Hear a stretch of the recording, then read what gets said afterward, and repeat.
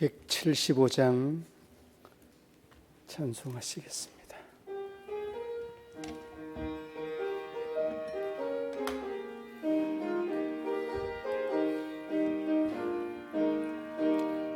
신랑 대신 예수께서 다시 오실 때 맑은 등불 들고 나갈 준비됐느냐. 그날 밤에 주님 맞을 등불이 준비됐느냐.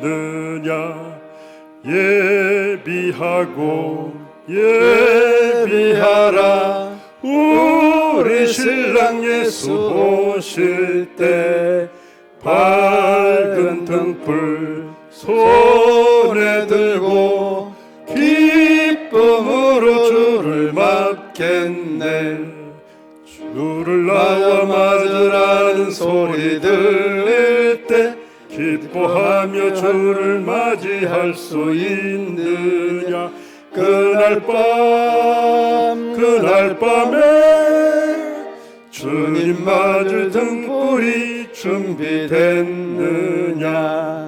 예비하라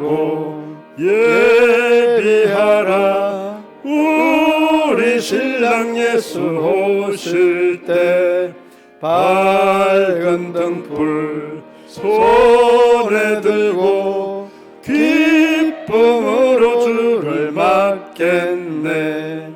항상 깨어 기도하며 거룩한 괴로움 준비하지 않고 주를 맞지 못하리. 그날 밤에 주님 맞을 등불이 준비됐느냐.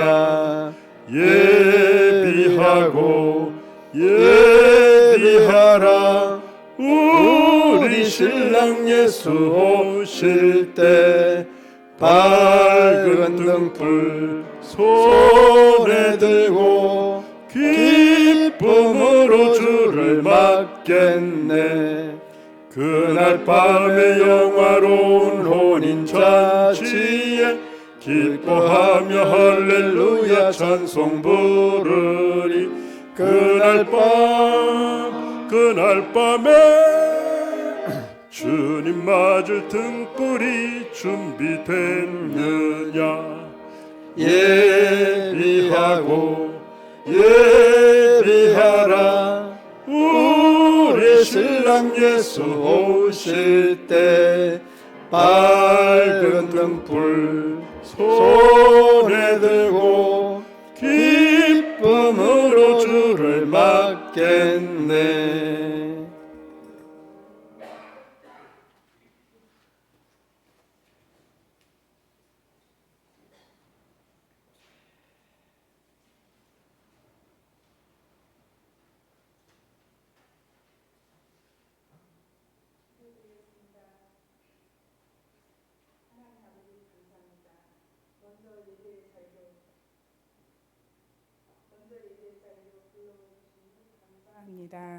이 시간 우리의 몸이 어디에 있든지 함께 예배하게 하여 주시옵소서. 저희들의 삶 속에서 역사하시는 주님 감사합니다. 성령님 도우시고 인도하심으로 성도님들의 신앙생활들이 하루빨리 회복되게 도와주옵소서. 간절한 마음으로 기도합니다. 또한 코로나로 인하여 이 나라를 이기에서 일어날 수 있도록 도와주옵소서. 우리에게 영원한 생명을 주신 예수님을 바라보게 하여 주옵소서. 이 시간 단위에 세우신 목사님, 성령님 붙들어 주셔서 말씀을 피곤치 않게 잘 전하실 수 있도록 인도하여 주옵소서. 부족하고 제 많은 종 예수님의 이름으로 기도드렸습니다. 아멘.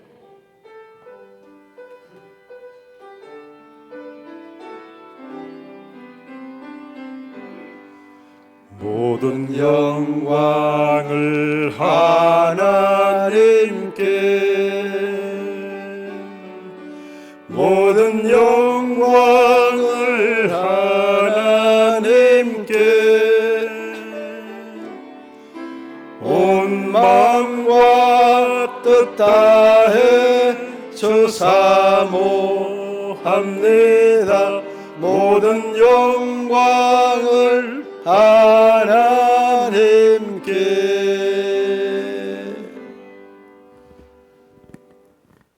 시간 우리에게 주신 하나님의 말씀 마가복음 13장 24절로 27절 말씀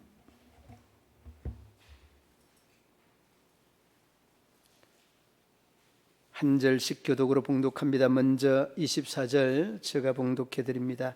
그때에 그 환난 후 해가 어두워지며 달이 빛을 내지 아니하며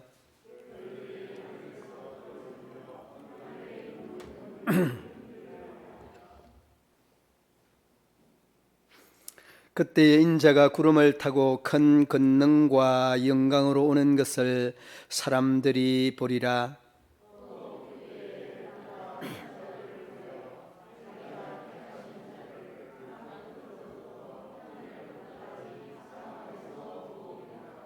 아멘.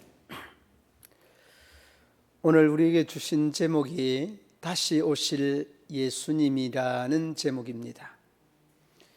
그러면 다시 오실 예수님이면 언제 한번 왔다는 말이죠, 그렇죠? 그 예수님의 초림 안 봐서 믿지 못하겠다면 할 수 없지만은 예수님은 오셨습니다. 보고 믿는 자보다 안 보고 믿는 자가 복이 있다는 그 말씀을 예수님의 제자 도마에게 말씀하신 내용이지 않습니까? 그리고 여러분, 이 역사가 예수님의 오심으로부터 비롯된 역사입니다. 예수님의 오심으로 비롯된 역사.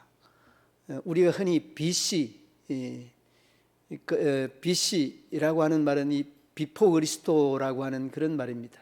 AD라고 하는 이 기원전을 가리키는 말은 아도 도미나이라고 하는 그런 말이기도 합니다. 라틴어로. 그러니까 예수님이 역사의 한 중심이 돼서 예수님을 중심으로 기원전, 이 AD, 아노 도미나이라고 하는 말로 표현을 하고 있고, 그리고 예수님이 오신 이후에는 비포 그리스도, 예수님, 다시 말하면 이 말은 그분의 해, 예수님의 해라고 하는 그런 의미까지도 함축적으로 포함되어져 있습니다. 그래서 여러분이 보지는 못하고 또 그 시대에서는 그 시대에 태어나지는 않았지만은 예수님이 오신 것이 확실합니다. 그래 여러분, 이제 그걸 믿는 게 믿음이고, 또 그 오신 예수님은 왜 오셨느냐? 그 오신 이유는 딱 하나 있습니다.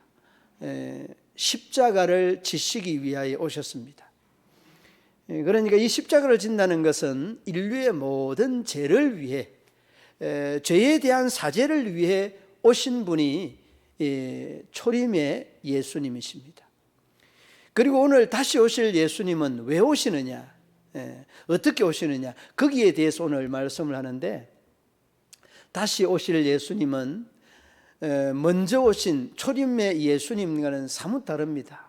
십자가를 지시기 위하여서 오시고 그 십자가를 통하여서 세상을 구원하기 위하여 오셨는데, 그 구원된 백성을 이제는 영원하도록 하나님과 예수님과 성령님 함께 더불어 살게 하기 위한 영광의 주로 오시는 겁니다. 그래서 초림의 주와는 비교가 안 되는 겁니다. 초림의 주와는, 예수님과는 이 비교 자체가 불가능한 겁니다. 차원 자체가 다른 거죠. 영광의 주로 오시는 그분은 우리가 또 대망하며 희망하는 그분이시다는 것을 느껴볼 수 있습니다. 자, 그러면 여러분, 그 초림과 재림의 이 예수님에 대해서 오늘은 그 초점이 재림에 맞춰져 있습니다. 어떻게, 지난 시간에도 마찬가지였습니다만 어떻게 언급을 하고 있느냐, 오늘 그 24절 처음에 보면은 한번 24절 보시기 바랍니다. 함께 24절 읽어봅니다. 그때에 그 환난 후 해가 어두워지며 달이 빛을 내지 아니하며. 여러분, 이 성경의 종말에 대한 부분들이나 예수님 오실 날에 대한 이러한 징조들이 다 대동소이합니다. 계시록이나 다니엘서나 뭐 부분적이지만은 이 스가랴서에서도 부분적이지만은 이 종말에 대한 비유들을 언급을 하고 있습니다. 잠시 이후로 가면 제가 설명을 하겠습니다만은 오늘 그 24절에 보면 그때의 그 환난 후, 이 환란이라고 하는 것은 계시록에서 3년 반의 의미, 한때, 두때, 세때 반을 이야기를 합니다. 뭐 이제 주경학자들의 견해에 따라서 좀 다른데 이 한때가 1년이냐라고 하는 이런 견해, 이 한때가 뭐 1000년이냐 하는 이런 견해들은 일치는 되어 있지 않지만은 통상적으로 한때는 1년으로, 그래서 여러분 세때 반이라고 하면 3년 반으로 이 통상적으로 이렇게 생각을 하고 있기도 합니다. 자, 그러면 오늘 그 24절 앞부분에 보면 환란 후에 해가 어두워지며, 이 환란은 여러분 3년 반의 그 기간을 의미하는 겁니다. 3년 반의 이 환란이 다 지나게 되면 이제 예수님이 이제 곧 재림하는 이러한 그 전조적인 현상, 징조적인 현상이라는 것을 어렵지 않게 볼 수 있습니다. 그리고 해가 어두워지며 달이 빛을 내지 아니하며 라고 말합니다. 여러분 좀 이 말씀이 여러분 잘 이렇게 이해가 잘 안 되는데, 이 해가 어두워진다는 말 잘 이해가 안 되잖아요. 아유, 저걸 뭐 어떻게 설명을 할 수도 없고 이해가 또 더 잘 안 되고, 저 종전에 더 있는 달이 어떻게, 해가 어떻게 어두워질 수 있느냐, 이런 식으로 생각하잖아요. 그런데 정말 좋은 예가요, 우리가 흔히 이야기하는 그 달이 해를 가리는, 뭐라고 합니까? 무슨 사기라고 합니까?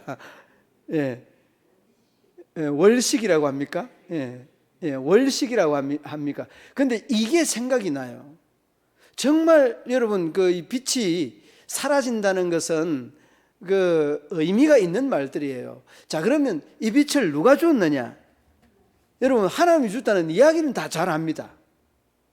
하나님이 주신 겁니다. 달도 그러고 뭐 별도 그러고 태양도 그러고 다 하나님이 만드시고 하나님이 또 지키시는 겁니다. 그런데 여러분 재미있는 그 표현들을 보면 성경에 여러 곳에 나타나고 있는데, 이 그 히브리서 여러분 그 1장 2절과 3절에 보면 하나님께서 이 천지를 만드시고, 히브리서 1장 2절 3절에 보면 그 만드신 자연 그 세계, 다시 말하면 태양이나 별이나 달이나 뭐 화성, 금성, 목성, 토성 다 마찬가지입니다. 이것을 여러분 하나님이 붙들고 계신다, 이런 표현을 하고 있습니다. 붙드신다는. 그러니까 우리가 이 붙든다는 표현은 여러분 마치 어떤 물건을 내가 손으로 붙들고 잡는다, 이런 의미가 아닙니다. 하나님의 이 손은 능력이 있어서 이런 것들을 손으로 직접 붙잡지 않아도 하나님의 이 말씀이 붙드는 역할과 운행하는 역할과 다스리는 역할과 이 모든 것들을 다 아우를 수 있는 그런 권세, 그런 능력이 있는 분이 여러분이 믿는 하나님인 것입니다. 그러니까 여러분 해가 잘 돌아가고 자전거 공전을 통해서 정확하게 운행되어지는 이런 해가요, 어두워질 수 있는 것들은 이거는 식은 죽먹기입니다. 우리에게는 그냥 상상이 안 되는 일이지만은 하나님 그분에게는요, 이 자연 자체를 운행하고 다스리시고 섭리하시는 분이라는 겁니다. 그러니까 여러분 이 태양빛이 어두워지는 것, 이거 아무것도 아니라는 거죠. 원리식에 대한 이러한 부분들, 이러한 부분들이 우리가 자연 속에서도 있는 것처럼 말입니다. 여러분 우리가 이 자연 속에서 주는 메시지들이 굉장히, 월식뿐만 아니라 굉장히 주는 메시지가 많이 있습니다. 자연, 제가 설명을 언제 한번 드렸는데 이 내추럴이라는 이 단어가요, 내추럴이라는 단어가 이 누스라고 하는 이 단어에서부터 비롯된 겁니다. 이 누스라고 하는 말이 하나님의 이름입니다. 로고스, 누스. 이 로고스에서 파생된 놓은 말이 누스인데, 이 누스가 내추럴이라는 말로 파생되어져 나온 겁니다. 그러니까 여러분 용어는 그 어떤 이름에 걸맞는 뜻이 담겨져 있는 거예요. 로고스는 뭡니까? 하나님 자신의 이름이잖아요. 물론 말씀이라고 하는 말이지만은 이 말씀이 곧 하나님이시니라, 요한복음 1장 1절 말씀이에요. 그러니까 이 자연의, 이 자연학자들은 그렇게 이야기합니다. 이 자연의 이 내면들을 깊이 연구하면 하나님의 숨결을 느끼게 된다. 이게 여러분 자연신학자들의 공통적인 고백들입니다. 그래서 여러분이 정말 이 오염되어 있는 도시 속에 꽉 박혀 있다가 우리가 흔히 이 누스의 세계, 이 로고스 세계, 이 내추럴 세계, 이 세계 쫙 그냥 우리의 몸을 던져보게 되면요, 여러분 제일 먼저 느끼는 게 뭡니까? 아, 좋다 그러잖아요. 좋다. 여러분 그 표현이 무슨 표현인가 하면 아, 하나님이 여기 있구나, 그 표현과 똑같은 표현이에요. 예. 그러니까 여러분 이 해가 어두워진다라고 하는 것은 종말에 대한 징조로서 우리가 이해 안 되는 하나님의 그 원대한 계획들을 우리의 짧은 머리로 이해하려고 하니까 이게 이해가 안 되는 거예요. 어떻게 해가 어두워지느냐고. 그냥 그 좀 따지지 마시고 좀 믿으세요. 좀 믿으시면 되는 거예요. 성경은 여러분 우리가 따지려고 하면 얼마나 따질 게 많습니까? 근데 믿음의 어떤 대상이지 이거는 논리적으로 과학적으로 증명하거나 따지는 그러한 책이 아니거든요. 믿는 말씀의 대상이에요. 그래서 여러분 오늘도 이 본문을 읽어보면서 이 해가 빛을 잃고 달이 빛을 잃으면 아이고 우리 성도님들이 이 말씀이 전달이 안 되겠다 이런 생각 한참 동안 고민을 했어요. 예. 종말이 여러분 앞에 한번 와본 것도 아니고 이런 경험 해본 것도 아니니까 더 그냥 이렇게 와닿지 않을 것 같았어요. 그러니까 중요한 것은 저나 여러분들이나 하나님의 말씀을 말씀 그대로 믿는가, 종말이 되면 이렇게 되겠다는 이런 생각을 그냥 우리 마음속에 각인시켜 주어야 되는 거예요. 이게 여러분 우리가 믿음에 대한 우리의 분량이 되는 겁니다. 예. 다른 데 있지 않습니다. 그래서 여러분 오늘 그 말씀이 그 25절 보시기 바랍니다. 25절에 보면 별들이 하늘에서 떨어지며 하늘에 있는 권능들이 흔들리리라. 그러니까 이 하늘의 권능들이라고 하는 것은 천체 자체가 흔들린다는 겁니다. 여러분 우리가 그 참 그 깨끗한 우리 여기 그 문경에서 밤하늘, 겨울밤이나 가을밤의 하늘을 보면 그냥 별이 그냥 막 쏟아지는 듯한 이런 별들이 얼마나 많은지 몰라요. 굉장히 맑고 밝은 하늘이 여러분이 살고 있는 그 하늘은, 그러니까 이 별이 그냥 하나씩 떨어지는 거는 우리가 볼 수 있잖아요. 우리가 흔히 하는 말로 별똥별과 같은 거. 예. 그런데 이게 무수하게 엄청나게 떨어진다는 거 아니에요. 그러니까 여러분 별이 떨어진다는 말은 여러분이 좀 이해가 안 될 수 있는데요, 별이 떨어진다는 것은 이 지구와 이 지구보다 뭐 수백 배, 수천 배 더 큰 이러한 위성과 부딪힌다는 그런 말이에요. 여러분 상상이나 할 수 있는 이야기입니까? 여러분 그 유럽의 어느 나라에 주먹만한 이러한 위성이 이 대기권 안에 들어오면 그 대기권 밖에서 그냥 이렇게 속도에 따라서 다 녹아서 없어지는데, 녹아서 없어지지 않냐고 이 주먹만한 것들이 이 지구에 와서 박히면은 그다란 폭탄에 맞는 웅덩이가 생기고 그 파급력이요 어마어마하다고 그러잖아요. 그래 우리 지구보다 더 큰 그러한 그 위성에 우리 지구가 부딪혀봐요. 살아남지는 않는 거. 그러니까 전체 자체가 완전히 뒤범벅이 되고 흔들린다는 그런 뜻입니다. 그러니까 태양이 빛을 잃고 별과 달이 빛을 잃고 이 천체 자체가 뒤흔들리는 이러한 정상이 곧 어떤 때입니까? 환란 후 3년 반의 환란 후에 마지막 때 주님이 오실 그날이다 하는 겁니다. 그날이 되면 모든 것이 다 이 계시록에도 보면 여러분 정상이 제가 보니까 그 계시록에 나오는 그 세 가지의 정상이 있는데 그 세 가지의 정상이 뭐뭔가 하면은 일곱 대접, 일곱 대접이 일곱 대접과 그 다음에 두 번째는 일곱 나팔과 일곱 인을 떼는 그러한 그 정상들이 나옵니다. 그런데 처음에 일곱 인을 뗄 때는 한 달에 한 번씩 일곱 인을 떼고, 그 다음에 두 번째, 그 다음에 일곱 그 대접을 두 번째는 일곱 나팔을 불 때는 일주일에 한 번씩 일주일에 나팔을 붑니다. 그런데 마지막에 인을 뗄 때는요, 매일매일 떼요. 매일매일. 그 모든 것들이 이 종말이 주어지게 되면 굉장히 빠르게 돌아간다는 그런 의미 아니겠습니까? 나팔과 인과 대접을 떼는 것들도 이렇게 한 달, 일주일, 하루로 이렇게 아주 급작스럽게 바뀌어지고 달라진다는 것을 볼 수 있습니다. 그러니까 여러분, 이 과정 또한 오전 예배 때 잠시 말씀을 드렸습니다만 준비해야 된다는 거예요. 준비. 어느 순간에 어떤 상황에 내가 주님을 맞이할지는 모른다는 그런 의미로 말씀을 드릴 수 있겠죠. 그러니까 7 대접을 쏟으실 때는 하루에 한 대접씩 쏟으시는 하나님의 심판이 굉장히 급작스럽게 이루어진다라고 하는 그런 의미의 내용입니다. 그래서 여러분, 오늘 그 24절로 25절 말씀을 보면 해가 어두워지고 달이 빛을 잃고 별들이 하늘에서 떨어지고 하늘에 있는 권능들이 흔들린다. 이런 것들이 그 계시록에서 종말을 이야기하는 전체적인 의미의 내용이기도 합니다.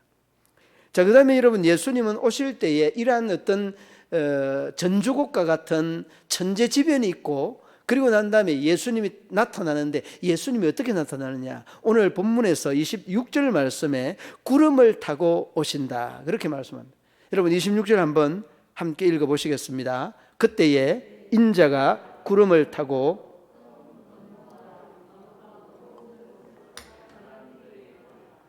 아멘. 그런데 예수님은 이 구름이 마치 이 수레처럼 거의 이 구름을 타고 다니시는 그러한 분이시다. 뭐 아무튼 여러분, 구름은 사실은 형식적인 거 아니겠습니까?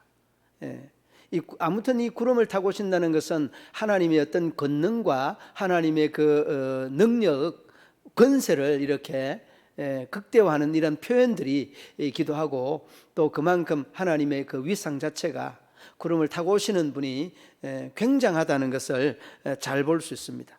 그런데 이 구름 타고 온다는 이 내용은 성경 곳곳에 언급되어져 있습니다. 다니엘서 7장 13절 14절에 보면 이렇게 언급을 하고 있습니다. 13절에 내가 또 밤 환상 중에 보니 인자 같은 이가 하늘 구름을 타고 와서 옛적부터 항상 계신 이에게 나아가 그 앞에서 인도되매. 그러니까 예수님의 재림은 구름 타고 온다는 것. 여러분, 그 마태복음이나 공간복음에서도 예수님 오심에 대한 내용들을 많이 언급을 하고 있습니다. 구름 타고 오신다. 계시록에도 마찬가지지만은 이 다니엘서에도 그렇게 언급이 되고 있습니다.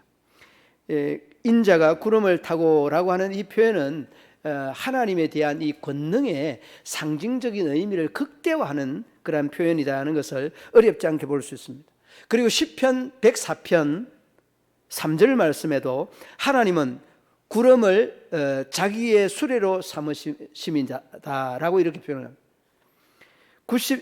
이사야 19장 1절 말씀에 이렇게 말씀합니다. 하나님은 구름을 타고 다니신다 이렇게 표현합니다. 그러니까 뭐 하나님은 뭐 구름 타고 그 구름이 뭐 통행의 어떤 운송 이런 그 수단이 아닙니다. 그러니까 하나님은 그만큼 구름도 태양도 모든 만물을 다 다스릴 수 있는 분이신데 운송 수단이 아니라 하나님께서 그렇게 꼭 다니신다는 것을 말씀해 주고 있습니다. 그리고 계시록 6장 16절 말씀에도 산들과 바위에게 말하되 우리 위에 떨어져 보좌에 앉으신 이의 얼굴에서 그 어린 양의 진노에서 우리를 가리리라. 여러분, 하나님의 권세와 능력을 쭉 언급을 하고 있습니다. 그 다음에 스가랴 14장 6절 그리고 스가랴 14장 7절 말씀, 그 날에는 빛이 없겠고 강명한 것들이 떠날 것이라. 여호와께서 아시는 한 날이 있으리니 낮도 아니요 밤도 아니라.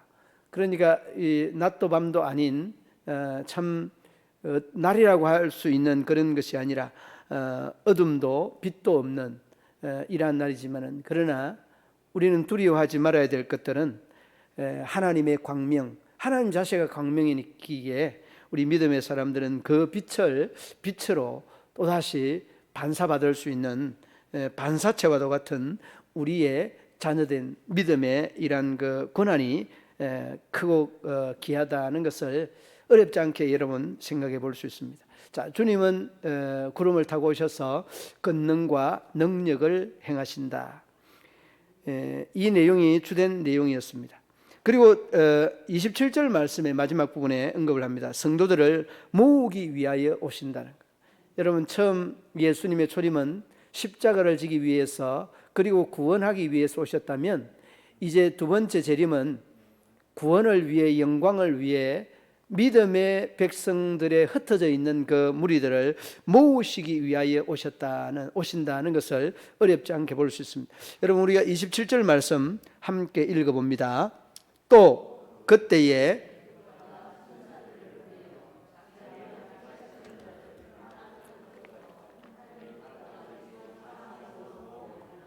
아멘. 누구를 보내요? 예, 천사들을 보내요. 여러분, 천사하면은 하나님을 수종드는 그러한 사자들을 천사다, 그렇게 이야기합니다. 예, 그러니까 이 말도 하늘 천자라고 이렇게 하면 아주 쉽습니다. 천사, 하늘의 일을 맡은 사람이 천사입니다. 예.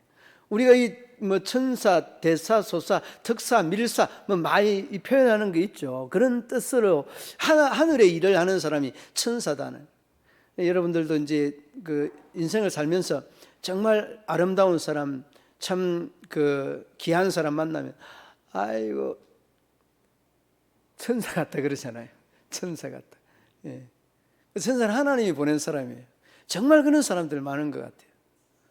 그런데 여러분, 성경 속에 나타나는 이 천사 가브리엘은 어떤 사람이었습니까? 어떤 천사였습니까? 이 가브리엘은 하나님의 특별한 계시를 전하는 그러한 천사였습니다. 예.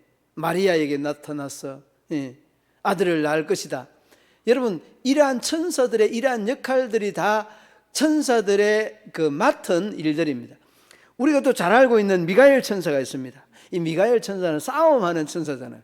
악한 영들하고 해. 우리 장로님도 알고 계시어서 말씀을 하시는데, 보세요.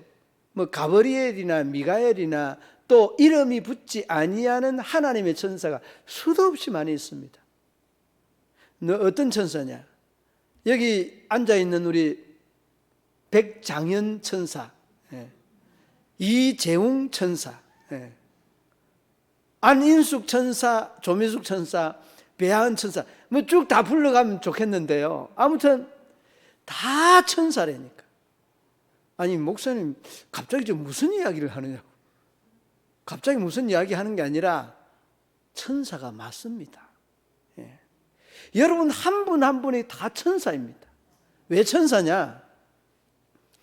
여러분이 누구의 위임을 받고 이 자리에 앉아 있고, 누구의 위임을 받고 여러분의 선한 마음을 내 마음속에서 계속해서 용투름 치며 그 거룩한 사역들을 위하여서 몸부림치고 있습니다. 누구의 명령을 따라서 그렇게 하려고 하는 거냐고요. 알기는 아시네요. 그러면 여러분 천사입니다. 그러면 저도 여러분들도 다 하나님의 일을 맡은 하나님의 천사인 겁니다. 여러분이 특별히 하게 뭐 그냥 이번에 그 김범수라고 하는 그 기업가가 카카오 이제 기업의 오너잖아요. 예, 제가 잘은 모르는데 그 이름은 생각이 납니다. 김범수. 예, 재산을 우리 장로님 더 잘 알고 계시는데, 그분이 가지고 있는 재산이 10조가 넘는다고 그러잖아요. 그런데 그 사람이 아이고 저 사람 참 말을 잘못했다 싶더라고요. 그 왜 잘못했는가 하면 자기의 가진 재산을 절반을 내놓겠다. 재산 절반이 얼마예요? 5억은 아니죠. 5조예요. 5조. 장로님 잘 말씀하셨어요. 5조 이상을 내놓겠다, 그렇게 이야기해요. 그런데 여러분, 우리가 중요한 것은 이러한 사회 사람들이, 많은 사람들이요, 얼마나 아름다운 일들을 많이 하는지 모릅니다. 우리나라도 이제는 그 위상이 여러분, G7에 속해야 된다는 이런 이야기들이 뭐 오고 가는 이야기가 아니에요. 우리나라가 대단한 나라가 됐어요, 여러분. 그런데 여러분, 이 기부 문화가 우리나라가 정말 그 꼴찌인 줄 알았다고요. 그런데 그 기부 문화가 우리나라가 잘 정착이 되어 있답니다. 액수는 많지 않아도. 그런데 중요한 것은 뭔가 하면 올해는 기부 문화가 기부 이제 이렇게 그 관을 통해서 들어온 이제 기부 액이겠죠. 우리나라에 들어온 기부가 8천억이 넘었다고 합니다. 8천억. 이거는 그냥 어떤 공공기관에서 하는 예를 들어 적십자 운동 단체에서 그 회장이 발표한 내용이에요. 그 외의 이야기를 하면 어마어마하죠. 여러분, 우리가 선교하는 거 다 이렇게 외지에서 아프리카에서 그 자매 결연을 맺어주고 이 아이들을 위하여서 이 교회들이, 한국 교회들이 하는 돈은요, 말로 표현할 수 없을 정도로 많이 있습니다. 굉장히 많습니다. 월드비전, 기아 대책, 이런 것들이 다 여러분 결연을 맺어서 사는 건데, 그런 것들은 예외적인 겁니다. 선교 마찬가지예요, 여러분 다. 그런데 우리나라의 일본과 미국 같은 나라에서 이 기부 문화를 배우러 온다는 이야기를 듣고 그 기사를 읽고요, 저 깜짝 놀랐습니다. 지난주 중에 여러분 신문에 나왔던 내용이에요. 그러니까 여러분, 우리가 여러분들이 살고 있는 사는 세상 대한민국이요, 굉장한 나라예요. 굉장한 나라, 좋은 나라예요. 예. 그래서 자부심을 좀 가져야 됩니다. 저는 저 개인적인 생각입니다만은, 이는 신앙도 아니고 설교 내용이 될는지는 모르지만은, 자유 대한민국을 나는 그렇게 좋아합니다. 여기 혹시 이제 뭐 사회주의나 이런 쪽으로 또 지향하는 사람이 있을 수도 있겠습니다만, 아무튼 대한민국이니까 이렇게 발전하고 이렇게 부흥하지 않았나, 이런 생각을 해보게 됩니다. 아무튼 여러분, 이러한 모든 것들이 다 어우러질 수 있는 이러한 제도적인 장치, 환경이 이 대한민국에 잘 어우러져 있습니다. 예. 그리고 여러분, 우리 대한민국이 가지고 있는 이 에너지 중에 하나가, 이 조선 사람에 대한 DNA는 중국 사람에게 찾을 수 없고, 일본 사람에게 더 찾을 수 없고, 유럽 사람에게도 더 찾을 수 없는 DNA가 뭐냐? 여러분, 우리가 흔히 이야기하는 김구 선생님이나 윤봉길 의사와 같은, 유관순 우리가 누나와 같은, 뭐 누나가 아니고 할머니겠죠. 그런데 이런 사람의 DNA는요, 중국에 없다는 거예요. 일본 없다는 겁니다. 유럽도 없다는 거예요. 유독이 우리나라에 있는 이 DNA는 이렇게 의에 대하여 목말라고 의에 대하여서 목숨을 그냥 가차없이 던지는 이러한 부분이 우리 한국에 있다는 거예요. 여러분, 4.19 의거와 같은 이러한 것들이요, 우리나라에만 일어날 수 있는 이런 너그런. 그래서 여러분, 너무 걱정 안 해도 되는 것이, 우리가 여러분 극자가 문제가 있고요, 극우가 문제가 있지. 예. 이 극자와 극우가 조금 더 좀 다듬어져서 좌우가 딱 이렇게 아름답게 하모니를 이루어서 이 정반합의 해결의 원리처럼 이런 정과 반이 잘 믹서가 돼서 또 다른 합의체 이 만들어내고, 이 합의체가 만들어내서 또다시 발전하고 변화되어져서 또다시 이 정반합에 또 다른 결정을 내리고 하는 것들이 얼마나 우리나라에서 잘 되는지 몰라요. 그러니까 여러분, 이렇게 발전되고 거듭하여서 변혁을 깨하는 이러한 결과들을 맞이하였습니다. 여러분, 조금은 이야기가 길었습니다만, 중요한 것은 하나님께서 재림하실 때에 우리의 자녀된 자로서의 어떤 자부심, 이 자부심이 너무 이렇게 많이 흘러갔었는데, 어두워져도 반사체되는 광명 자체이신 하나님의 빛을 우리가 받는 사람으로서 세상이 다 어두워져도 우리 앞은 훤하게 밝혀질 수 있다는 이 믿음을 가지고 어둠에 대한 두려움 전혀 가지지 아니하여도, 여러분이 정말 두려움을 가지려고 하면 나에게 그 종말에 맞이할 수 있는, 하나님을 맞이할 수 있는 믿음이 있느냐, 슬기로운 5 처녀처의 처녀처럼 준비된 믿음이 있느냐, 이것을 여러분 염려하고 걱정하면 되는 겁니다. 아무 염려할 것 없습니다. 그러므로 여러분 사순절 기간 동안 우리가 주님이 언제 올지라도 참으로 기쁨으로 맞이하여서 하나님 앞에 영광과 기쁨이 되는 그런 복된 한 주간이 되기를 우리 주님의 이름으로 축원합니다. 하나님 아버지 은혜와 사랑을 감사합니다. 성도들을 모으시기 위하여서 천사들을 보내시고 구름 타고 오시는 그 주님을 다시 한번 우리가 눈으로, 마음으로, 생각으로 또 상상해 보게 되어집니다. 큰 환난 후에 오신다고 하신 주님, 참으로 세상에 참 여러 갖가지 살아가는 일들 중에 많은 시련도 많은 역경도 있지만은 하나님을 향한 저희들의 열심만은 변하지 않게 하시고 하나님의 더 큰 역사를 날마다 이루고 나타낼 수 있도록 은혜 위에 은혜를 더하여 주옵소서. 우리 모든 믿음의 성도들의 몸과 영과 혼의 건강과 은혜와 또한 능력과 건세를 덧입혀 주셔서 그 모든 환경과 상황을 또한 이겨낼 수 있는 우리 하나님 건세를 덧입혀 주옵소서. 예수님 이름으로 기도드리옵나이다. 아멘. 179장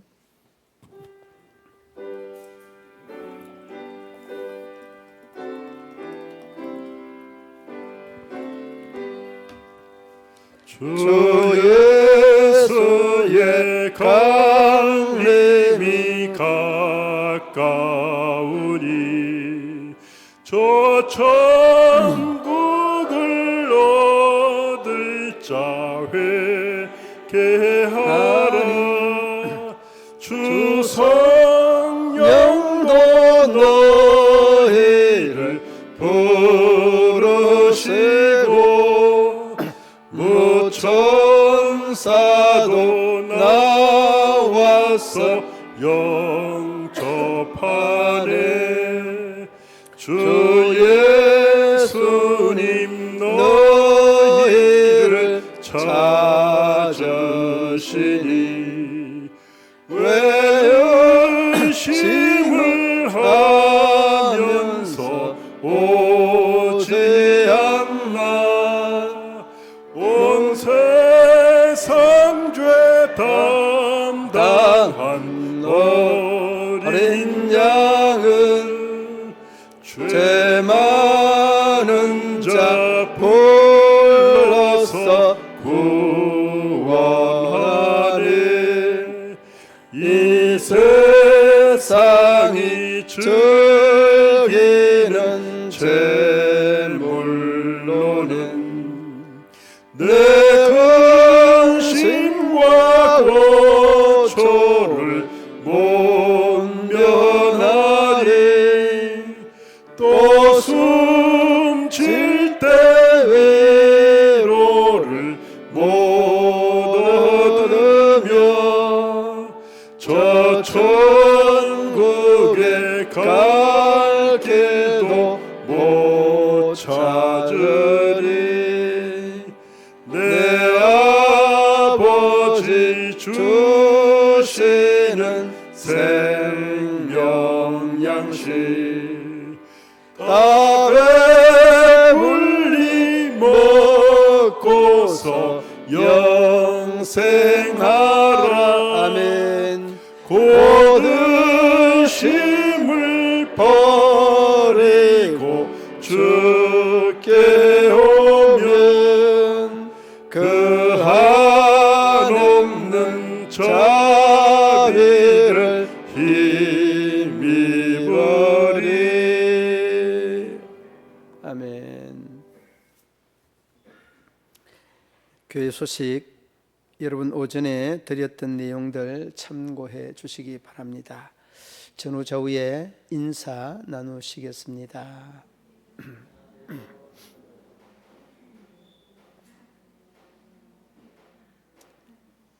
축도로 예배를 마치겠습니다. 이제는 구주 예수 그리스도의 죄에서 구속하신 은혜와 하나님 아버지의 한없는 사랑과 성령의 교통하시며 위로하시며 인도하심이 우리 모든 성도들과 저희들의 가정과 기업과 직장과 사업터 위에 경영하는 농사 위에 건강 위에 영원토록 함께 하시기를 축원하옵나이다. 아멘.